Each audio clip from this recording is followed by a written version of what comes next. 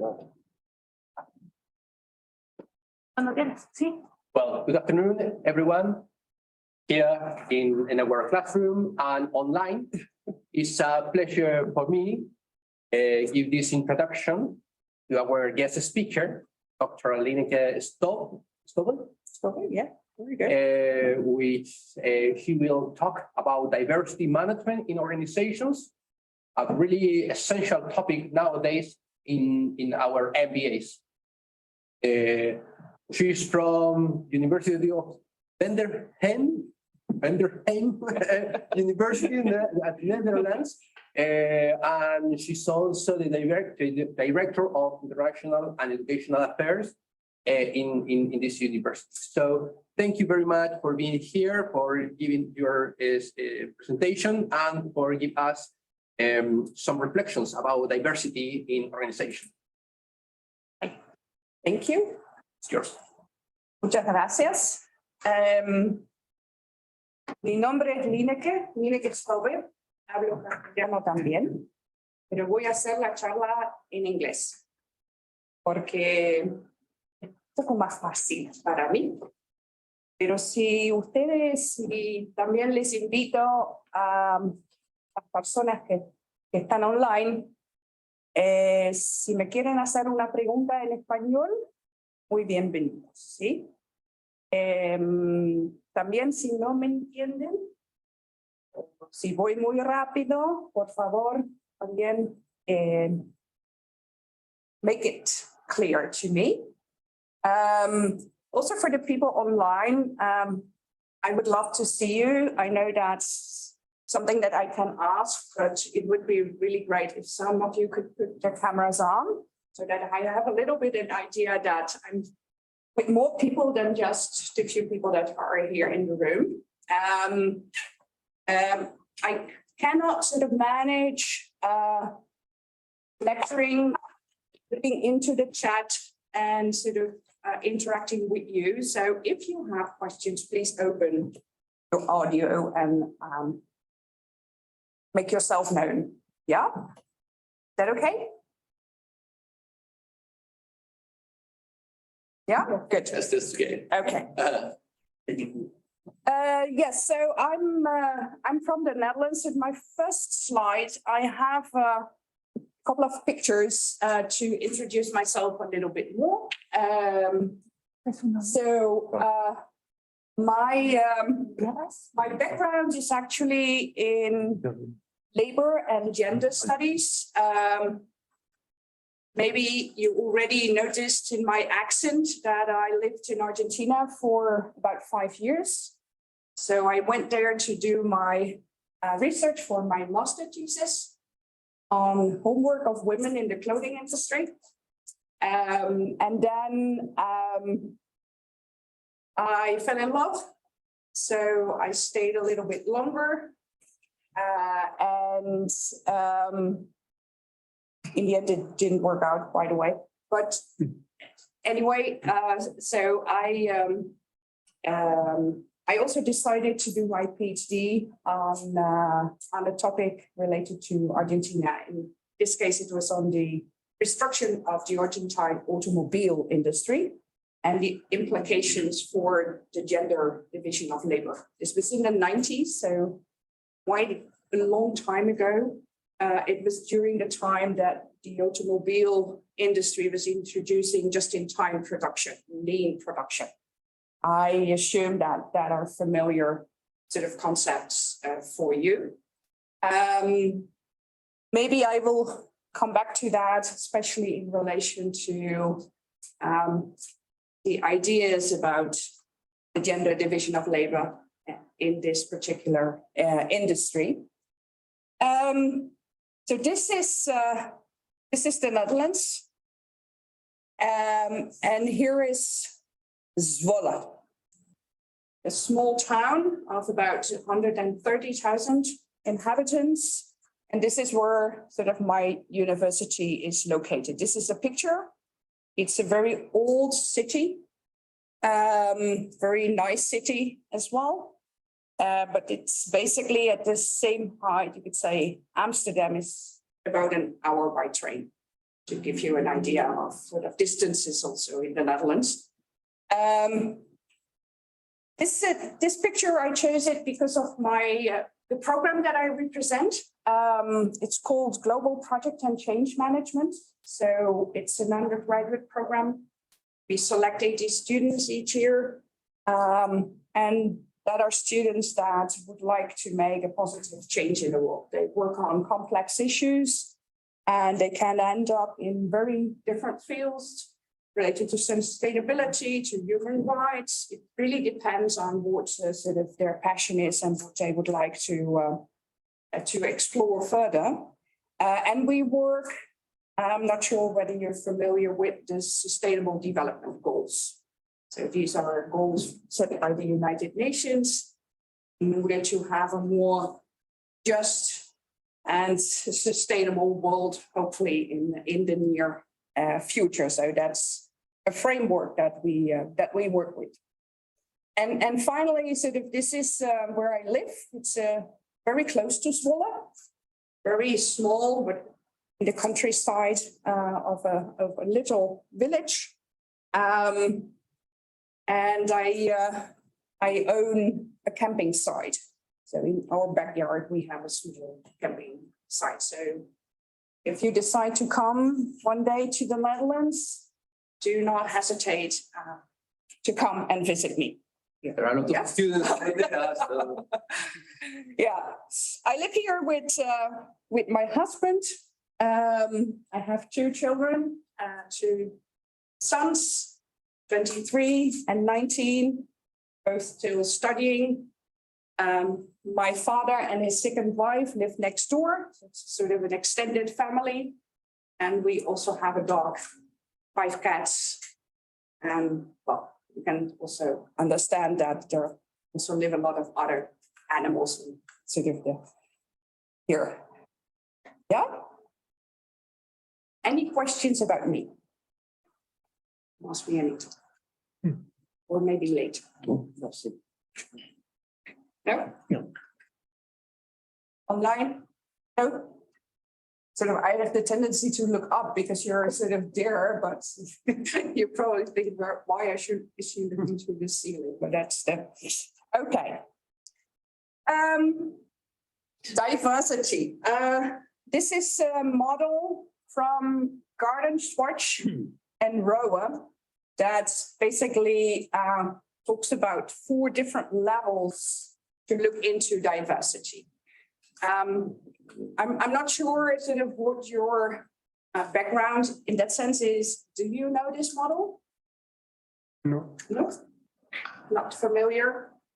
So basically, sort of the first level is the level of the personality. Yeah? Your likes and dislikes, your values and beliefs.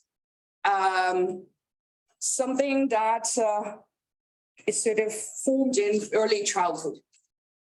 Yeah.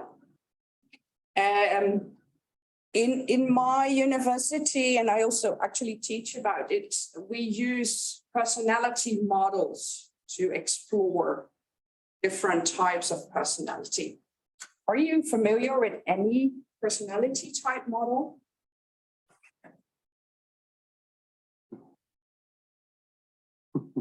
No? No. Maybe the Enneagram.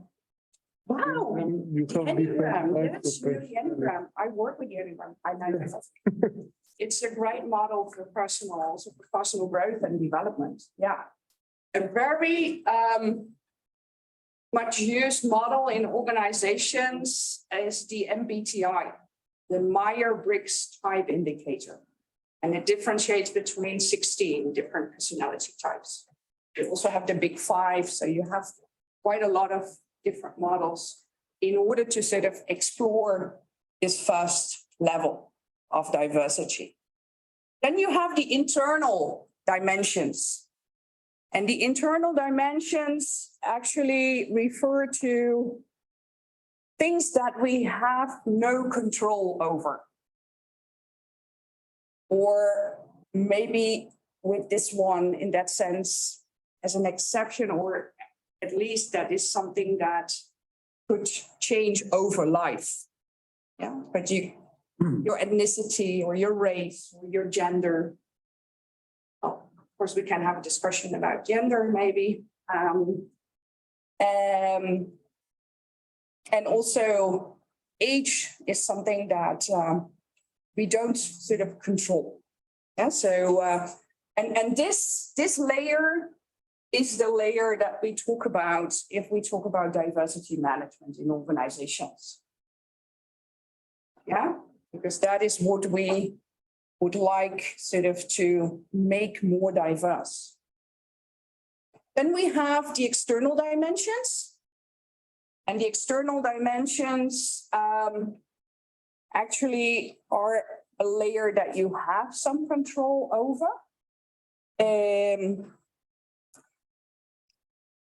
It's sort of the basis for decisions that we make and friendships, affiliations that we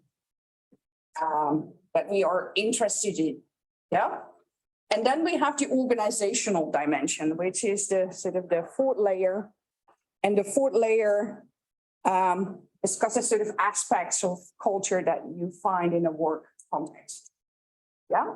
And that, of course, also means that if you look, for example, at seniority, that how seniority is appreciated can be different from organization to organization. And you could also see that maybe even broader, how seniority is sort of appreciated in the national cultural context. Yeah. So today we will be mainly talking about sort of the second level. Yeah, a question: why should companies actually concern themselves with diversity? And I'm looking sort of hopeful to the screen. What are reasons that companies should have a diversity management strategy or policy?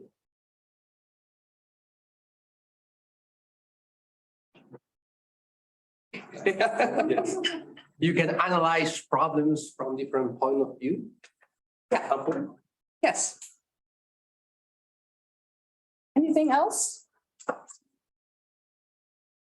Why do a lot of organizations have it nowadays?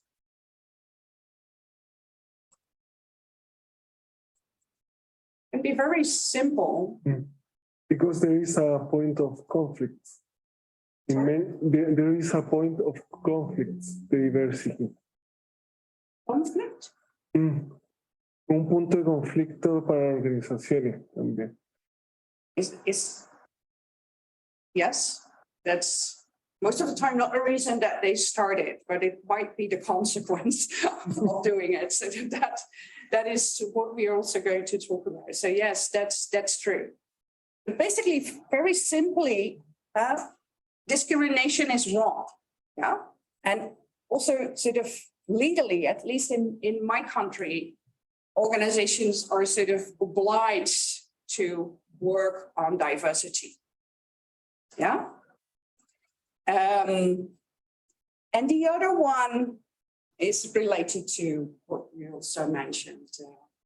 A more diverse workforce will increase organizational effectiveness. At least that is what we hope. And it can definitely happen. But it is not that simple in practice. And why is it not simple? I think that is what you already referred to. So it requires actually a fundamental change in attitudes and behaviors, especially from leadership. Yeah.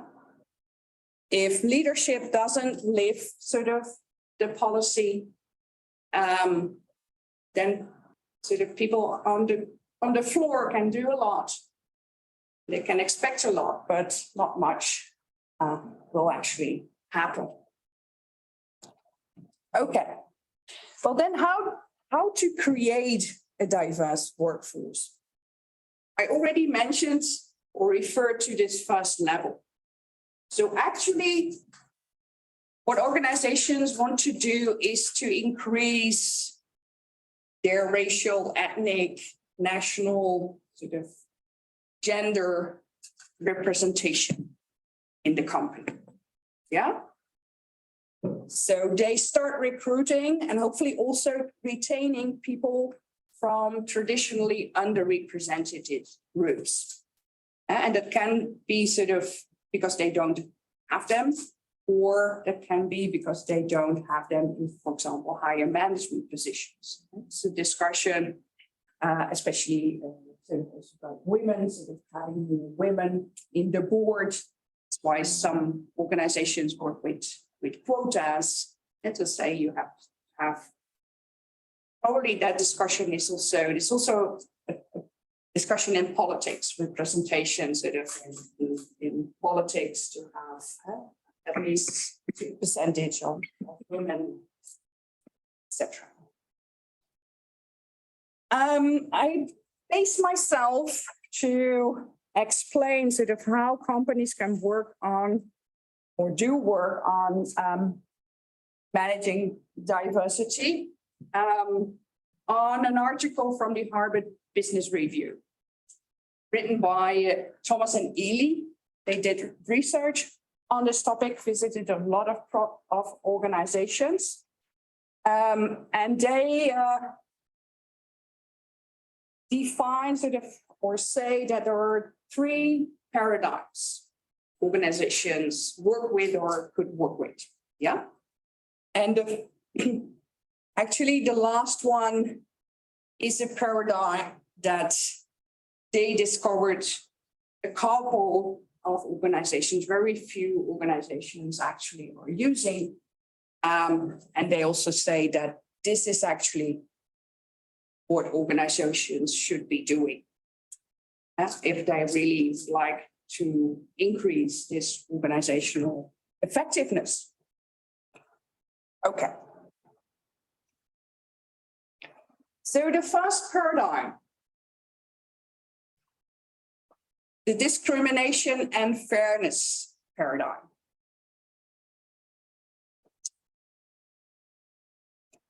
That paradigm, sort of the premises or the departing point is that prejudice has kept members of certain identity groups out of the organization or out of certain positions in the organization.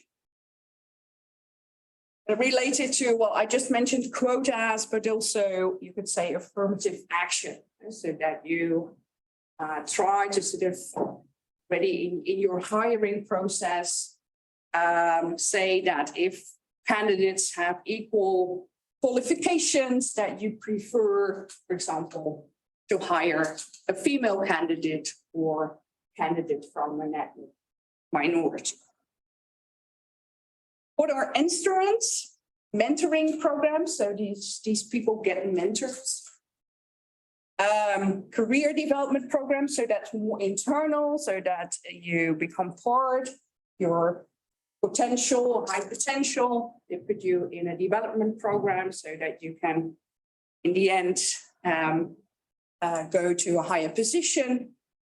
And they train the organization sort of cultural sensitivity, so to say. Yes.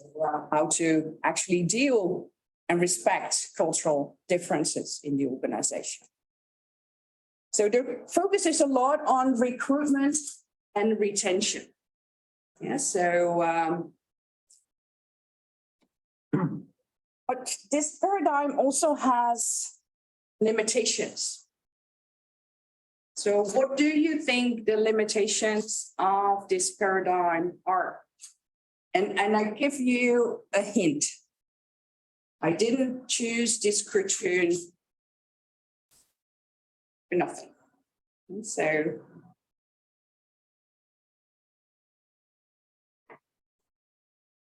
anyone, please? So I would say that sometimes diversity is such a nice word and a trendy one nowadays, especially within politicians. Yeah. That we get to use it in different contexts, but one thing is to use it and another to embrace it. Yeah. We tend to nowadays discuss a lot about the role that a female should take on organizations and on higher positions in management, for example. Yeah. But I don't feel that we are actually embracing that. I think that there's a lot of companies around thinking that if you are a woman, you are sort of a liability, because at one point you may leave that position for months because you have a right to maternity leave. Yeah, it's difficult. Yeah. Yes. Yeah. That's definitely the case. So actually, and that's also what this cartoon says. As long as you don't rock the boat, you're welcome. Please assimilate. We have, we have our company culture, and you have to fit in. And that is not sort of embracing, in a way, diversity. Although they think they do, in the end, they don't.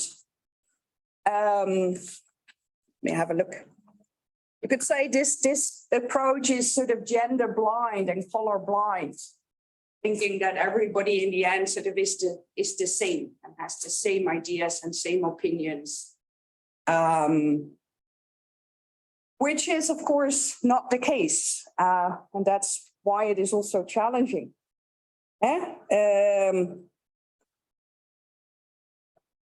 They want to preserve harmony, and therefore, they don't actually learn from differences.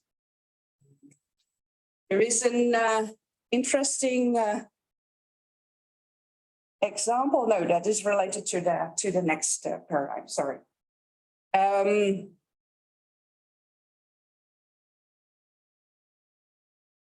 But they do not sort of analyze where the cultural differences basically come from. Yeah, so that's a problem, and why also these kind of programs a lot of times fail in practice. Okay, let me go to the second one, the exit and legitimacy paradigm. And that is about celebrating differences, which is, of course, great. Yeah, acceptance and celebration of diversity. This second paradigm was sort of born in the 1980s, 90s, when also new ethnic groups were gaining sort of consumer power, new groups, and the companies had to sort of, or wanted, of course, to address these consumer needs.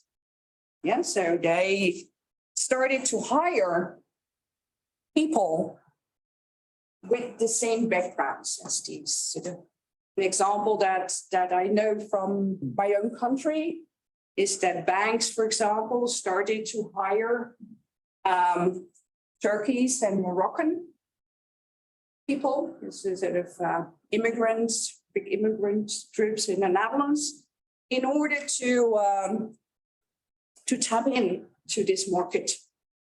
Yeah, so you had a Turkish desk in order to sort of have common understanding. They thought, well, these people can know these needs this group has. So it was a very market-based motivation, which is, of course, okay.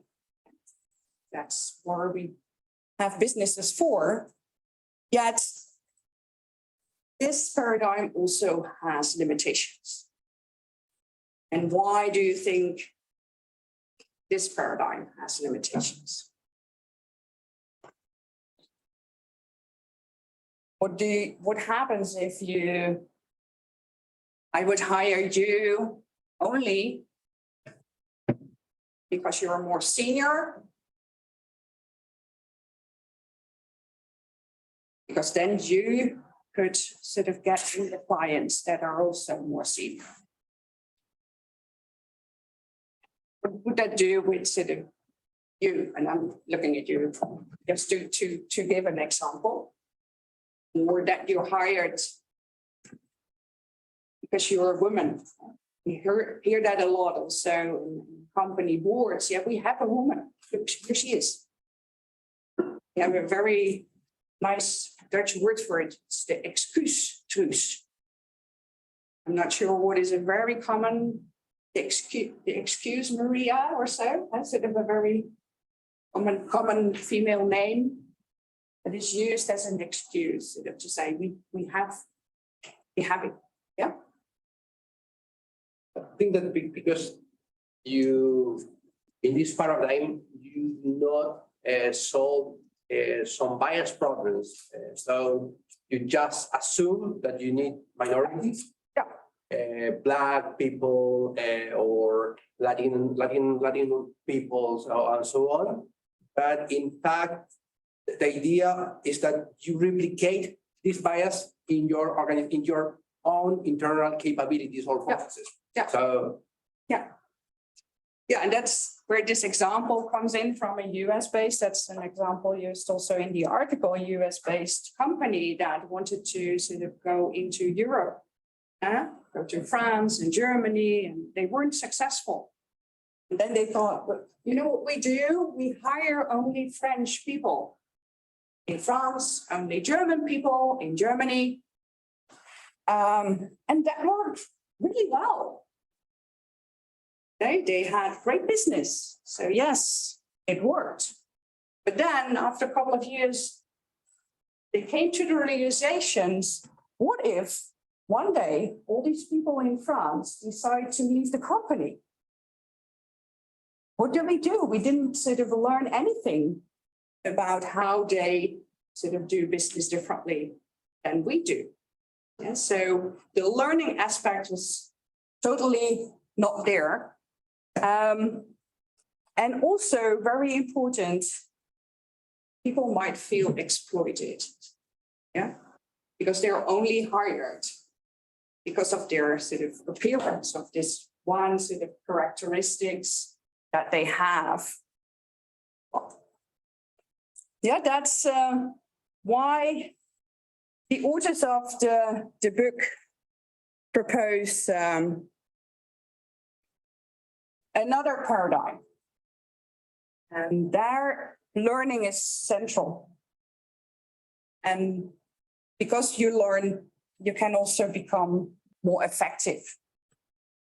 Because you embrace sort of the variety and perspectives that people bring and how they actually look at work.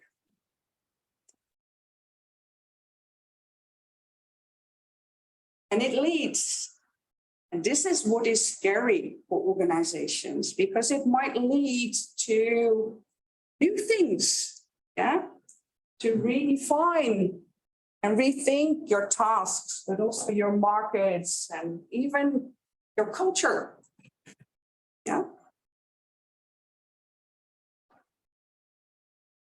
The good thing is that then employees can bring the whole person to sort of the workplace.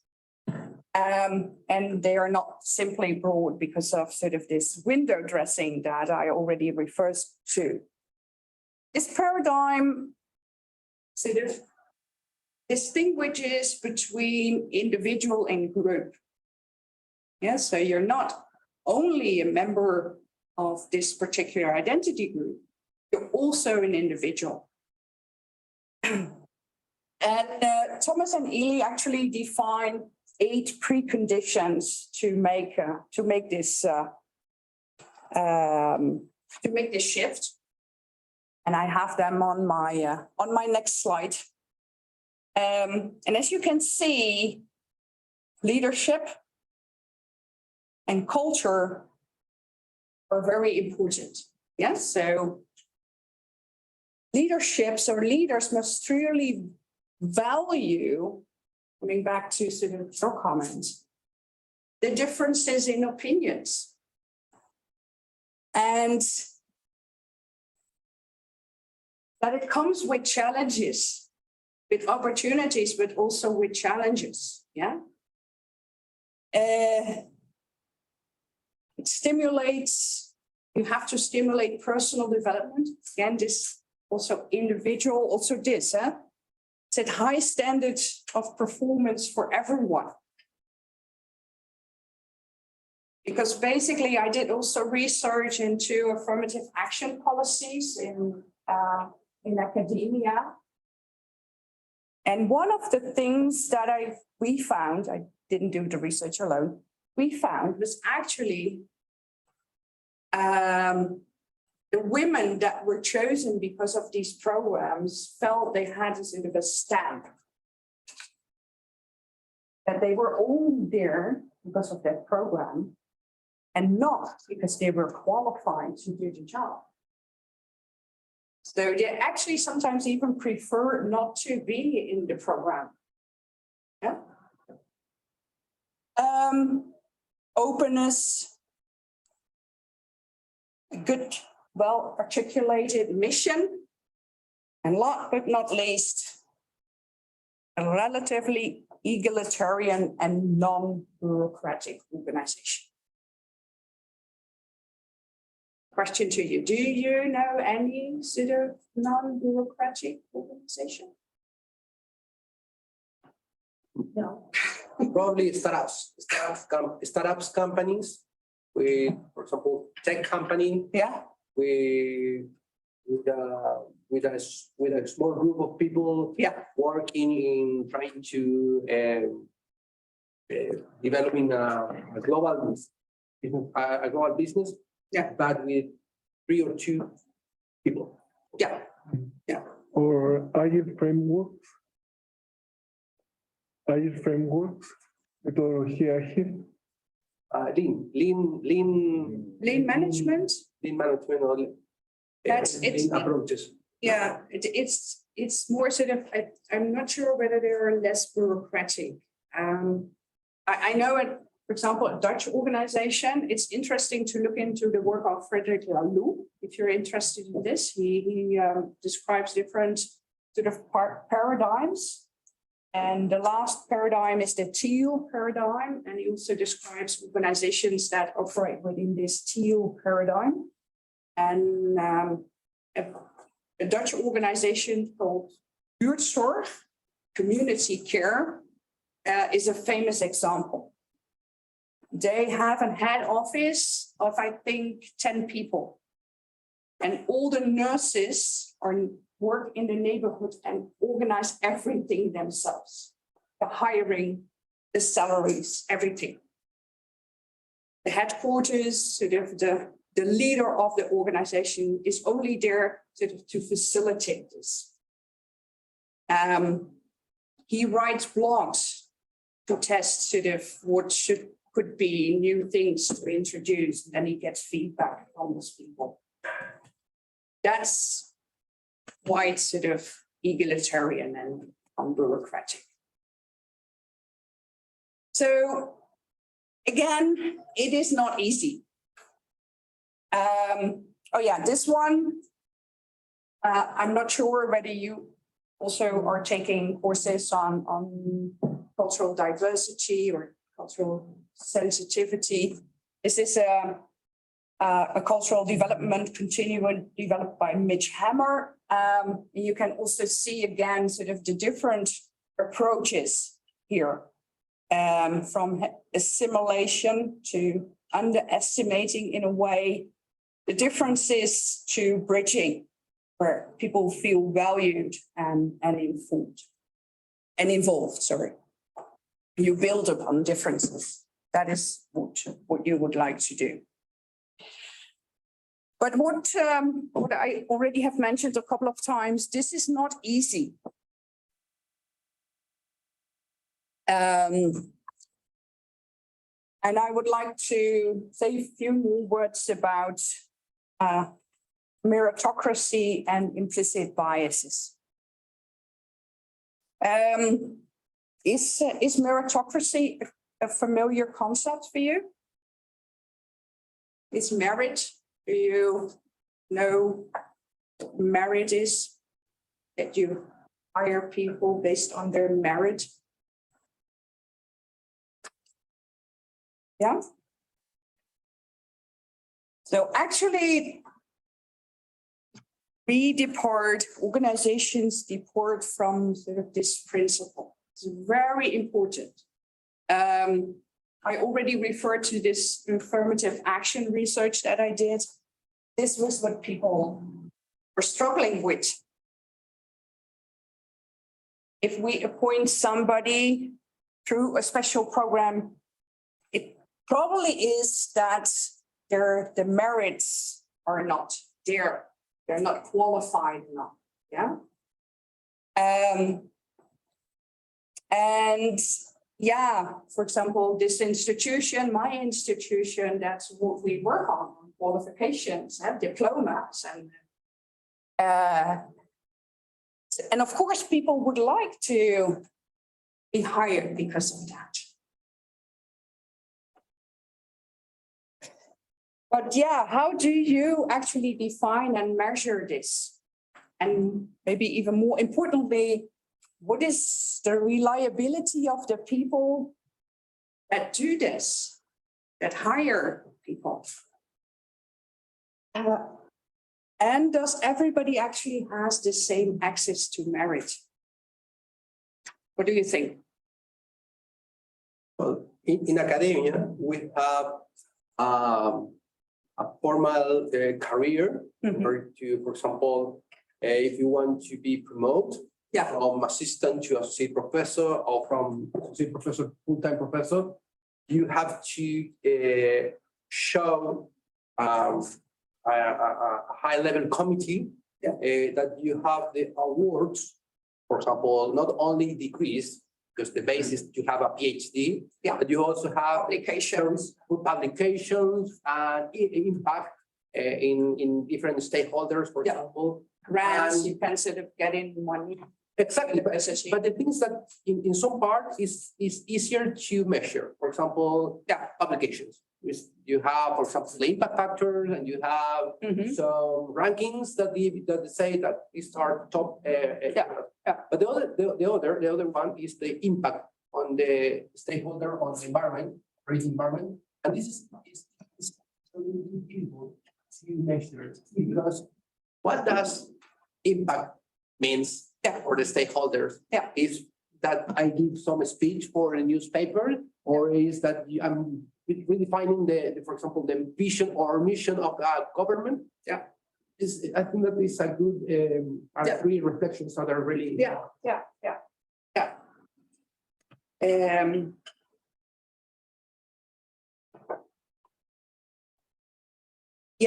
and I think sort of also very simply said, we do not all have also the same access to education, actually. The fact that you are here, and I just learned that it's quite an expensive program that you're taking.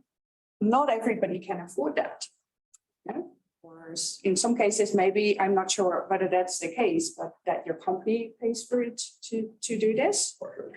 That could be. But then you have to be selected in order to sort of be in such a program.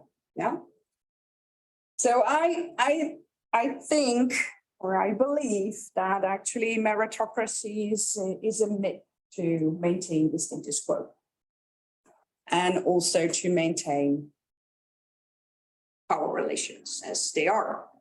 And they are unequal. So and then we come to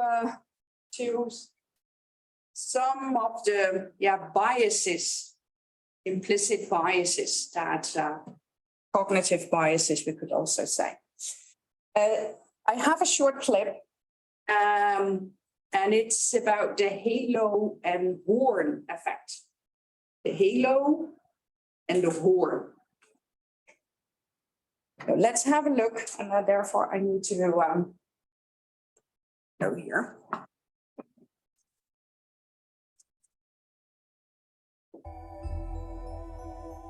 The impression you create is affected by the way you look. A bit, Beautiful people. the sound is not really. Popular, confident, and better at everything from their jobs to flying a plane.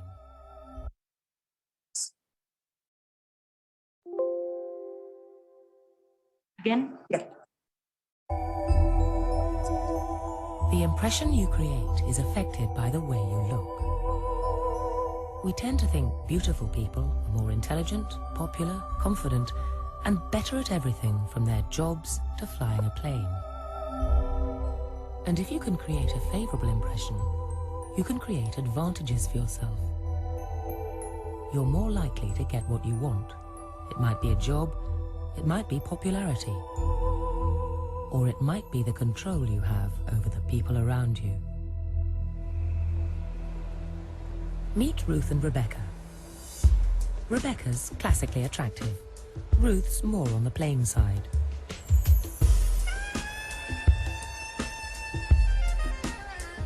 They're going to demonstrate that how you look affects how you're treated. They're going to struggle up staircases at opposite ends of Liverpool Street Station in London with heavy bags, and we'll be filming in this workman's hut. First up, Ruth. How long before a knight in shining armour rescues this damsel in distress?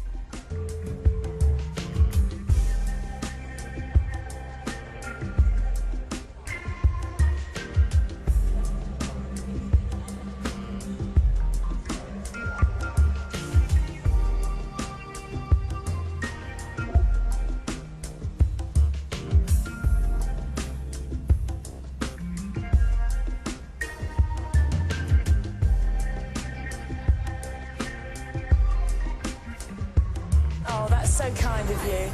Helped at last, but by 2 women, and it took 45 seconds. Now Rebecca's turn. How long before she's rescued? Would you mind? Just shattered. I'm just trying to get to the top of those stairs there. Can you do the other one at the same time? All of 8 seconds. Oh, she's very kind of you. Ruth is occasionally saved, but it takes longer. On average, 70 seconds. Rebecca's average, 24 seconds. Just stop by these phones here would be great. Thanks. You'd be forgiven for thinking that this caveman behaviour is more about sex than chivalry. Yeah, pretty girl, needing bags carrying upstairs. I'm a sucker for that sort of thing. Every time. From my grandfather, I'm told. He was a charmer too. But there's more to it than that. We have a tendency to think highly of beautiful people. They are very, very delicate. Sorry. What's in them? Family heirlooms, would you believe? Bringing them back from my mum. And we want to be near them, as if some of their glory will reflect onto us. Have you got a few minutes to spare? Because if he doesn't turn up, I'd need to get them into a taxi up there. I'm going to be really rude now and ask one more favour. Could you lend me some money? How much you need? Can you do them all 3? The men are mesmerised. They do anything Rebecca Oh, you're asks, so strong. Thank you so much. although they clearly go out of their way for a pretty girl. You're a true gentleman. I really appreciate this. They deny that looks have anything to do with it. And I'm really thirsty and I wouldn't mind getting a drink and something to eat. Oh, well, that's all I've got me at the moment. You're more than welcome, sir. If somebody needed help, I'd like to think that I would help everybody across the range, regardless if they're good-looking, attractive, smelly, well-presented, or whatever. An American study found business graduates earn $600 a year more for every extra inch of height. And in US presidential elections, the taller man has won 17 out of 21 times. So, to test whether size really does matter, we took 2 actors to the streets of New York. Marcus and Melvin are almost identical. Same age, similar looks, just one obvious difference. Marcus is 6'4", and Melvin's 5'2". But who looks more successful at work? First, tall man Marcus. He's a lawyer, doctor, and then accountant. I would say he's an executive who likes sports. Probably earns maybe about $500,000 a year. 54, 58, close to 60 a year, 60,000. I would say maybe 100,000 a year. He looks like a tycoon. Now short man, Melvin. He's little. Maybe a cook. It's like a cook. I think he's a quiet guy, and he's not very happy. I think he's having a difficult situation right now. So he earns about an average income, nothing fancy, but enough to live on, yeah.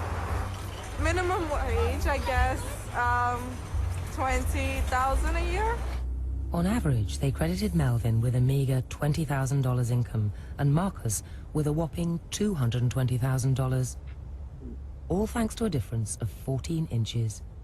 I wish I was his size, tell you the truth. Yeah, the halo and horn effect tend to sort of attach more positive attributes to people that are more beautiful, or in case of the United States, bigger. This is what we call a cognitive bias. There are more of them. No, I have to do this differently, sorry.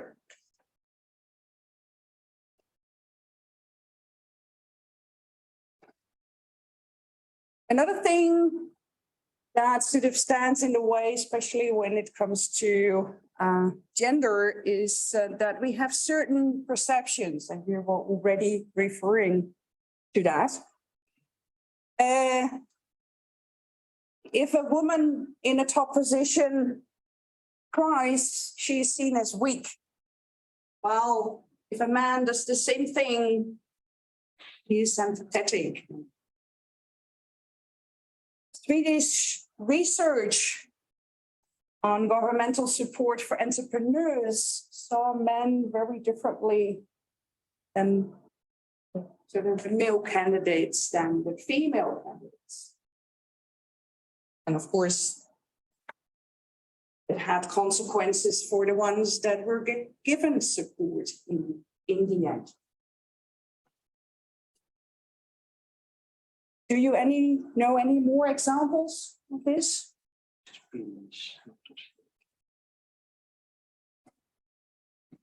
Maybe I can now sort of go back to the research that I did in Argentina, where basically there were 3 reasons that auto components firms didn't hire women. I think the first one sort of is very obvious. What do you think it is? When you think of work in the auto industry, you don't think of women. Sorry? The other one is maternity leave. Yeah, the one you referred to. So women get pregnant. Actually, in one of the case studies that I did, I had a sort of group interview with a couple of managers, and I asked them, if you have to choose between sort of laying off a man or a woman, they were unanimous, because the woman still has other things to do. A man not. A man is his work, so to say. But there was one other reason. A reason I didn't think of beforehand because it was not in the literature. What do you think that reason might be? I think that in general, for certain professions, we tend to associate the profession to a gender, like an engineer, or male. Also with leadership. Yeah. Also, men are natural leaders. So that's where also comments that they give. The third one is that women are more competitive. They're trouble in a way. They compete among each other while men sort of are mates, and especially male supervisors working with female sort of subordinates. Complaining about, then she starts to cry and then I don't know what to do. Sort of these kind of comments. And there was one human resource manager that used the following phrase, and I'm going to say this in Spanish because it makes much more sense. Hay que ser muy vivo para no seleccionar víboras. Referring actually to the fact that you should never hire a woman that's more pretty than the ones that you already have, because that is really trouble. Yeah? Do you recognize this?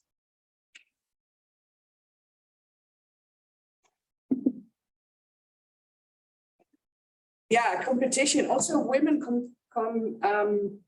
commenting on that they wanted to wear guardapolos. Los gerentes no podían ver. Yeah. So there are a lot of gender perceptions, and I'm going to end sort of with another social experiment.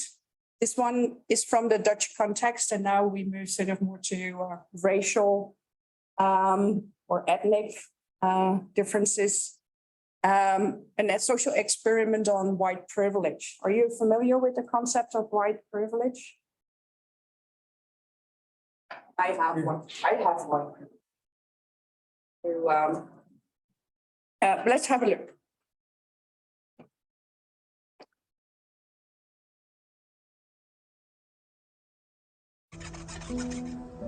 Hun lengte, leeftijd en kleding is hetzelfde. Alleen hun etniciteit verschilt.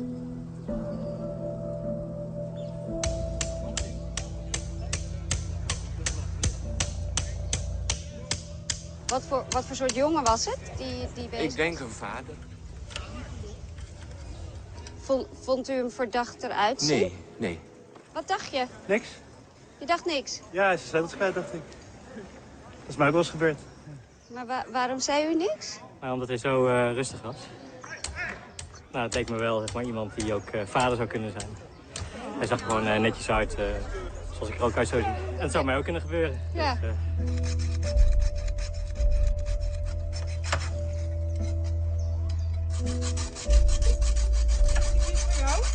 Sorry? Is die fiets van jou?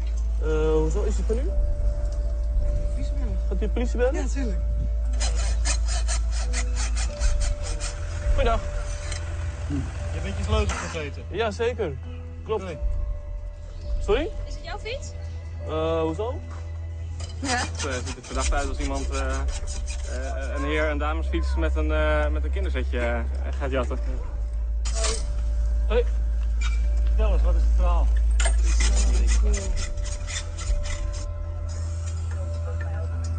Waarom maakte u foto's? Oh, ik kan het altijd nog een keer opsturen naar de politie of zo, denk ik dan. Deze meneer is bezig. Ik dacht even, ik ga er wat van zeggen. Maar toen dacht ik, ja, goh, straks krijg ik een klap op mijn hoofd met die grote nijptang. Ik dacht, waarom doet niemand iets? Maar ik dacht ook, ik ga er zelf niks van zeggen, want u weet, doet hij mij wat aan. Ik denk dat u weet waarom dat hij komt.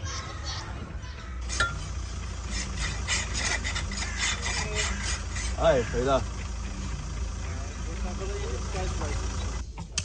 Nadat onze fietsendieven alle 3,5 uur bezig zijn geweest, kan je stellen dat de meeste mensen zich identificeren met de witte jongen, terwijl ze de donkere jongens verdacht of zelfs gevaarlijk vinden en daarom vaak de politie bellen. Bovendien wordt de witte jongen zelfs geholpen. Patonschaar? Kijk dat hier met patonschaar? Ja, als je hier gewoon knipt, weet je. Zo gebeurt. Tot 2 keer toe. Ja, wel op maatje. Zou wel fijn zijn, ja. Knippen. Ja. Als wit persoon hoef je je onschuld niet te bewijzen. Je bent in principe oké, totdat het tegendeel bewezen is. Dit voordeel wordt ook wel wit privilege genoemd.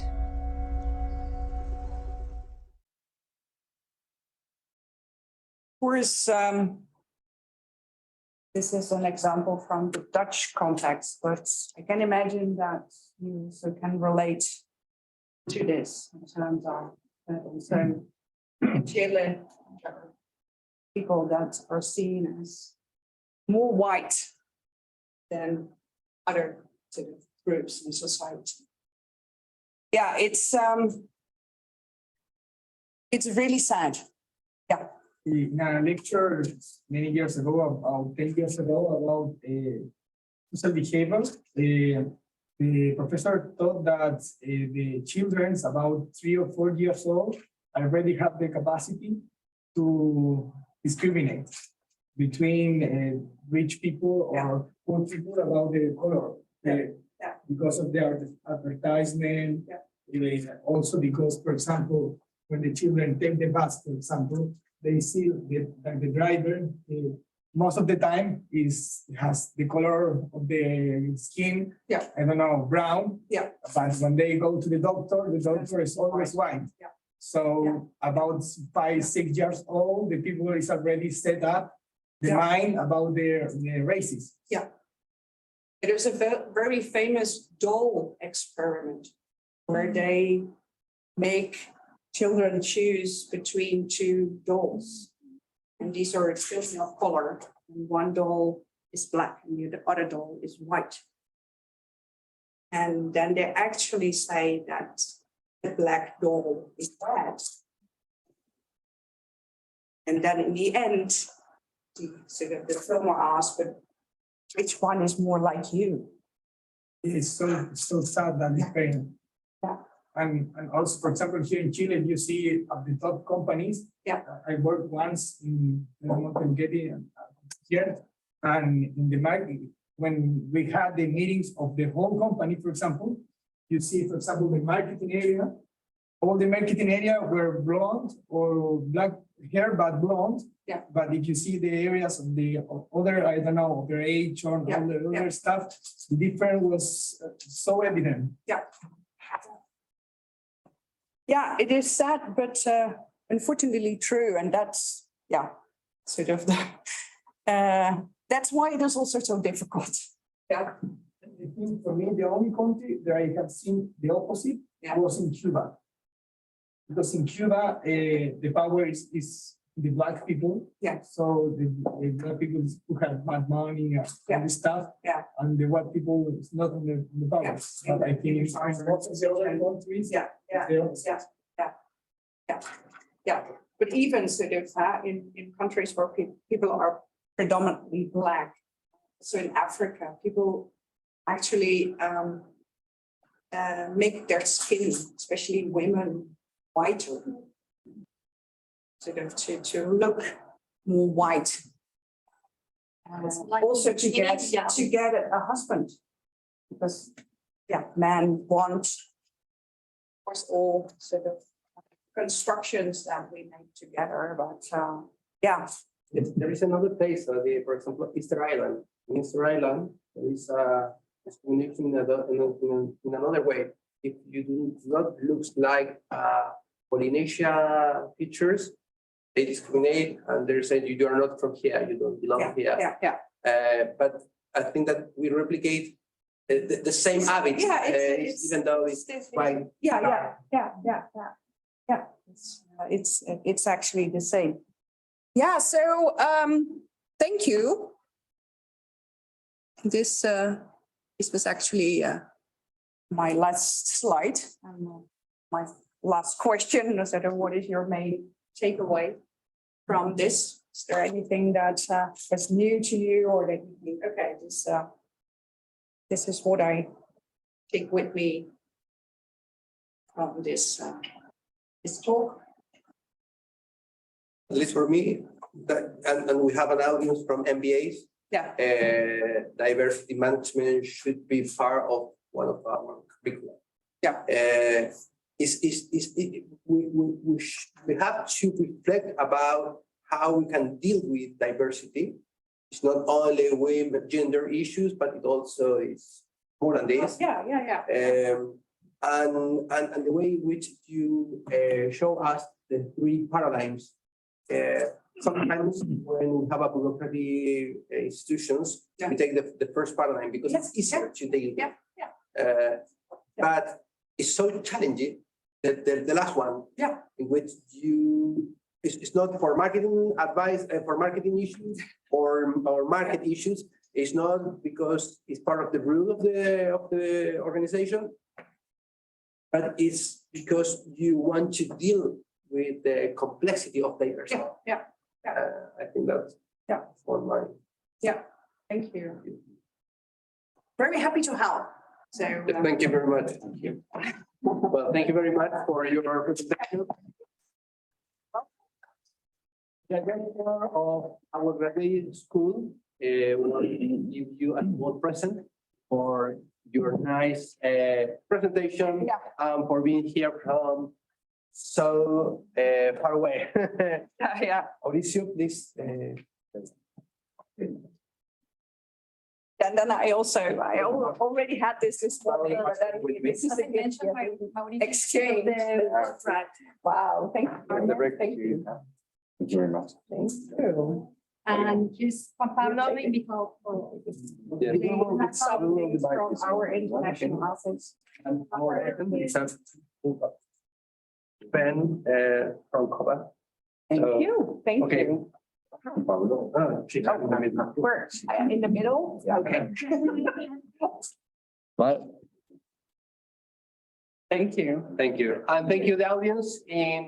Gracias a la audiencia en sus casas por haber participado online de esta interesante presentación. También les agradecemos que fue en inglés, que hayamos tenido esta gran audiencia, que estamos muy contentos, tanto la dirección, escuela de posgrado, de graduados, el auspicio del Fundraise MBA y también la organización de la dirección internacional, del equipo posgrado. Muchas gracias a todas y todos por el estado presencial y también nuestros participantes acá. Les agradecemos que hayan venido. Muchísimo, sí. Y les prometo que la próxima vez lo voy a dar. Sí, Hablar. habría sido ¿Sí? bastante positivo, que hay un tema súper interesante. Ahora, ¿cómo? Hay un tema muy interesante, entonces uno alcanza a traducir esta parte. Pero la presentación estaba buena. Hay temas que uno podría haber hecho unas preguntas muy buenas, pero el inglés, como uno lo maneja, se pierde. Es más difícil. Es muy difícil. Sí, ya. Muchas gracias. También, el color de la presentación también fue un factor incidente. ¿Cómo? El color de la presentación de los dibujos, sí, ¿no? es